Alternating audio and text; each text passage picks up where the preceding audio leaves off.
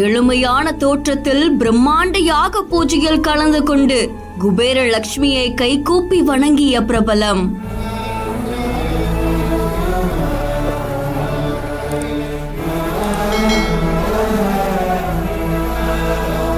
கடல் கடந்து வந்த ஜப்பான் நாட்டினரோடு சேர்ந்து இப்படி ஒரு வழிபாடா?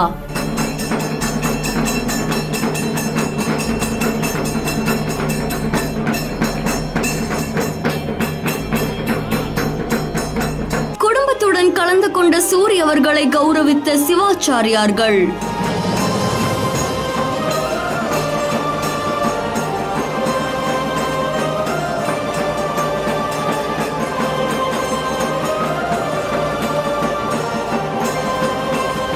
திருவண்ணாமலை பெங்களூரு தேசிய நெடுஞ்சாலையில ரொம்ப பிரம்மாண்டமா கைலாய மலை வடிவிலான முகப்பு தோற்றத்துல இருக்கக்கூடிய திருக்கோவில் மாதிரியான பிரம்மாண்ட செட் அமைச்சிருந்தாங்க. அதுல யாக கொண்ட வளாகத்துல ஸ்ரீ குபேரலட்சுமி தாயார் சிலைக்கு சிறப்பு அபிஷேக ஆராதனைகள் நடந்திருக்கு.